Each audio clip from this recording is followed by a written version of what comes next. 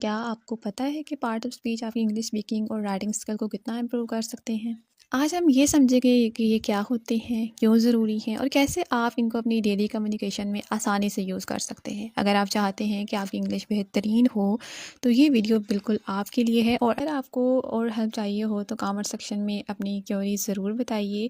चलिए शुरू करते हैं, लेकिन इससे पहले अगर आपने मेरा चैनल अभी तक सब्सक्राइब नहीं किया तो सब्सक्राइब करना मत भूलिएगा। तो बिना वक्त ज़ाया किए शुरू करते हैं पार्ट्स ऑफ स्पीच के साथ। हम हर काइंड को कॉन्सेप्ट्स के साथ समझेंगे। तो स्टार्ट करते हैं पार्ट्स ऑफ स्पीच।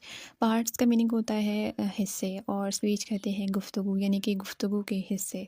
यानी जब भी आप बात करते हैं, आप इंग्लिश में जब बात कर रहे होते हैं, कुछ सेंटेंस बोलते हैं, तो उसमें जो भी सेंटेंस होता है उसमें या वर्ब यूज़ और होता है या नाउन या प्रोनाउन, यानी पार्ट ऑफ स्पीच का कोई ना कोई आपके पास इसकी काइंड इसमें यूज़ हो रही होती हैं। बस 8 पार्ट्स ऑफ स्पीच होते हैं। फर्स्ट वन है हमारे पास नाउन। ठीक है, नाउन वो वर्ड्स होते हैं जो किसी पर्सन, प्लेस, थिंग, आइडियाज़ को रिप्रेजेंट करते हैं। नाउन के बिना कोई भी सेंटेंस कंप्लीट नहीं होता। हर सेंटेंस में आपको एक नाउन चाहिए होता है जो सब्जेक्ट या ऑब्जेक्ट की रोल में होता है। फॉर एग्ज़ाम्पल यहाँ पे हम एग्ज़ाम्पल लेते हैं कि man, boy, book, Ravi, school. तो ये सारे हमारे पास क्या हैं, नाउन है। यानी कि जितनी भी ऑल ओवर द वर्ल्ड हमारे पास चीज़ें हैं, जैसे इंसान हो गया या कोई भी चीज़ हो गया। ठीक है, फॉर एग्ज़ाम्पल हम कहते हैं कि चेयर है, तो चेयर भी हमारे पास एक नाउन है। इसी तरह अगर हम बात करें एक बुक की, तो बुक भी हमारे पास एक नाउन है। ठीक है, तो सारी चीज़ें जो है, जिन चीज़ों के नेम हैं, उन्हें हम कहते हैं कि ये नाउन है। हमारे पास प्रोनाउन। ठीक है, प्रोनाउन वो वर्ड्स होते हैं जो नाउन की जगह यूज़ होते हैं ताकि सेंटेंस रिपीट ना हो। ये नाउन को रिप्लेस करते हैं। प्रोनाउन का यूज़ सेंटेंस को कंसाइज और नेचुरल बनाता है। अगर हम हमेशा नाउन रिपीट करेंगे ना, तो सेंटेंस ऑकवर्ड हो सकता है। अब फॉर एग्जांपल यहाँ पे हमारे पास Saira went to the market, she bought some fruit. अब यहाँ पे स्टार्ट में तो हमने सारा लगाया, ठीक है, लेकिन आगे हमने शी का यूज़ किया। इसी तरह अगर यहाँ पे हमारे पास सारा की जगह किसी बॉय का नेम होता तो आगे हम ही का यूज़ करते। ठीक है, Sara went to the market, she bought some fruits. तो नाउन क्या, सॉरी, नाउन कहते हैं नाम को, और प्रोनाउन क्या होता है जो कि नाउन की जगह इस्तेमाल होता है, जैसे ही, शी, इट। ये सारे हमारे पास क्या है, प्रोनाउन है। A verb shows an action in a sentence and tells something about the noun or subject or pronoun, like read, write, go, eat. यानी verbs वो words होते हैं जो action को या किसी चीज़ के state को show करते हैं। ये sentence में किसी काम को दिखाते हैं। verb हर sentence में action को define करते हैं, जो हर sentence को meaningful बनाता है। Without verb, a sentence cannot convey actions or meaning.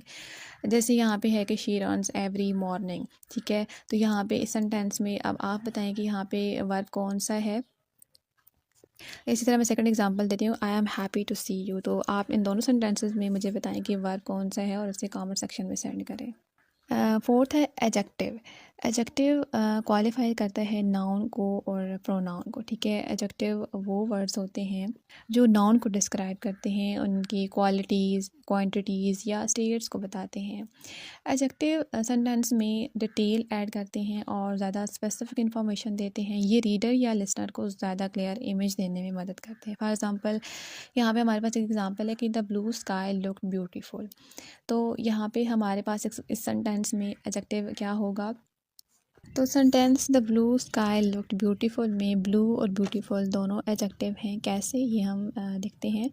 Blue adjective है जो नाउन स्काई को डिस्क्राइब कर रहा है, ये बताता है कि आसमान का रंग क्या है। ठीक है, इसी तरह ब्यूटीफुल कैसे हुआ एडजेक्टिव, क्योंकि इसमें जो नाउन स्काई की क्वालिटी को डिस्क्राइब कर रहा है, ये बताता है कि आसमान किस तरह का दिख रहा है, यानी खूबसूरत। ठीक है, तो ब्यूटी और ब्लू दोनों हमारे पास क्या हो गए, एडजेक्टिव हो गए।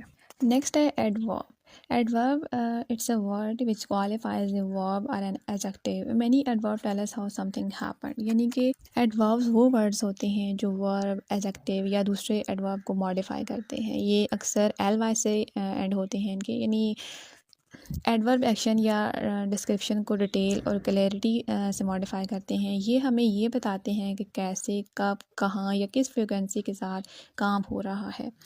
For example he runs quickly. ठीक है, तो यहाँ पे क्विकली हमारे पास क्या है, ये हमारे पास एडवर्ब है। यानी सिंपली है यहाँ पे कि ऐड का मतलब होता है इजाफ़ा करना वर्ब, यानी कि वर्ब के मानों में इजाफ़ा करना। ये नाउन और प्रोनाउन के अलावा दूसरे पार्ट्स की वजाहत भी करते हैं। अमूमन एडजेक्टिव के बाद एल वाई लगाने से एडवर्ब बन जाता है, यानी ये भी एक इसमें एडवर्ब में होता है कि एल वाई लगा दे तो यानी जिस सेंटेंस में एल वाई आ जाएगा। फॉर एग्जांपल यहाँ पे है कि द बेबी प्लेज हैप्पीली, तो यहाँ पे एल वाई आएगा तो हम समझेंगे कि हैप्पीली हमारे पास क्या है, एडवर्ब है। प्रेपोजिशन वो वर्ड्स होते हैं जो नाउन या प्रोनाउन के साथ रिलेशनशिप को शो करते हैं और सेंटेंस में डायरेक्शन, लोकेशन, टाइम बताते हैं। यानी कि प्रेपोजिशन के बगैर सेंटेंस का कोई मफ़हूम नहीं होता। फॉर एग्ज़ाम्पल अगर मैं कहती हूँ कि आई गो स्कूल, इस फ़िक्रे में साफ़ मीनिंग समझ में नहीं आता। अगर इसे यूँ लिखा जाए कि आई गो टू स्कूल, तो इससे क्या मीनिंग निकलता है कि इस फ़िक्रे में टू क्या है, प्रेपोजिशन है। तो इससे हमें एक पूरी इस सेंटेंस की समझ आ रही है, आई गो टू स्कूल, ठीक है, क्योंकि यहाँ पे प्रेपोजिशन ऐड हुआ है टू। तरह similarly the book is on the table, तो यहाँ पे बुक क्या है, वो टेबल के ऊपर पड़ी है, तो ऑन हमारे पास क्या है, प्रेपोजिशन है, ठीक है। तो इस सेंटेंस में हमें पूरा मफ़हूम समझ आ रहा है कि book is on the table, की किताब जो है वो टेबल के ऊपर पड़ी हुई है, तो ये ऑन क्या है, ये प्रेपोजिशन को शो कर रहा है। और इसी तरह के सेंटेंसेस आप डेली अपनी स्पीकिंग में भी यूज़ कर रहे होते हैं, और अगर आप ऐसे राइट करते हैं तो उसमें भी आप सेंटेंस यूज़ करते हैं। नेक्स्ट है कंजक्शन। कंजक्शन वो वर्ड होते हैं जो वर्ड्स, फ्रेजेस या क्लॉजेस को कनेक्ट करते हैं। कंजक्शन सेंटेंसेस को कनेक्ट करते हैं और जिससे फ़्लो मेंटेन होता है। ये वर्ड्स को लिंक करते हैं और मीनिंग को लॉजिकली रिलेट करते हैं। यानी सिंपली अगर मैं कहूँ तो कंजक्शन क्या होते हैं, ये दो फ़िक्रों को मिलाने का काम करते हैं, जिनमें एक बात को एक दफ़ा ज़ाहिर करना हो। फॉर एग्ज़ाम्पल यहाँ पे एक एग्ज़ाम्पल है कि Ali reads but Umar writes, यानी अली क्या करता है, पढ़ता है, लेकिन उमर क्या करता है, वो लिखता है। अब इस सेंटेंस में क्या हुआ, अली रीड्स अलग फ़िक्रा है और उमर राइट्स अलग, दोनों का मफ़हूम भी वाज़ेह है। जब दोनों को इकट्ठा करेंगे तो दरमियान में बट बतौर कंजक्शन इस्तेमाल होगा। इसी तरह हमारे पास और भी हरूफ़ अतफ़ हैं, जैसे कि either, neither, that, while, so that, तो ये काफ़ी सारे हमारे पास कंजक्शन भी हैं। जब आप प्रैक्टिस करेंगे तो आप और बेहतर तरीके से इनको समझ पाएंगे। इसी तरह लास्ट है हमारे पास इंटरजेक्शन। इंटरजेक्शन का बेसिकली क्या काम होता है कि ये फीलिंग्स और इमोशन को एक्सप्रेस करने, ये फीलिंग्स और इमोशन को एक्सप्रेस करने के लिए यूज़ होते हैं। हमारे पास यहाँ पे जैसे वर्ड्स हैं। इंटरजेक्शन वो शॉर्ट वर्ड्स होते हैं जो इमोशंस या रिएक्शन को एक्सप्रेस करते हैं, जैसे सरप्राइज़ हो गया, जॉय या जॉय और एक्साइटमेंट, ठीक है। इंटरजेक्शन सेंटेंस में इमीडिएट रिएक्शन या इमोशन शो करते हैं। ये इनफॉर्मल कन्वर्सेशन में कॉमनली यूज़ होते हैं। फॉर एग्जांपल आप कहते हैं कि wow that's amazing, oh no I forget my keys, ठीक है। तो ये अब जैसे वाओ आपने कहा, आप हैरान हुए, तो आपने कहा दैट्स अमेजिंग। इसी तरह आप कहते हैं कि आई फॉरगेट माई की, आपने स्टार्ट में ओह नो लगाया, तो ये हमारे पास क्या था, ओह नो, और वाओ हमारे पास क्या है, ये इंटरजेक्शन है। इसी तरह यहाँ पे कुछ और एग्जांपल लेते हैं कि अलास ही इज़ डेड, यानी अलास का क्या मतलब है, अफसोस, ही इज़ डेड, यानी आगे सेंटेंस में हम वो बता रहे होते हैं जो हमारे जज्बात होते हैं, जो हमारी फीलिंग्स होती हैं, और स्टार्ट में हम रिएक्शन लगाते हैं, तो इसे हम कहते हैं कि ये इंटरजेक्शन है। काफ़ी सारे हमारे पास इंटरजेक्शन इस तरह हो रहा, ओ, हेलो, अलास। तो ये थे parts of speech. Her part of speech का अपना रोल होता है, और जब आप इनको समझते हैं तो आप ग्रामेटिकल एरर को अवॉइड कर सकते हैं।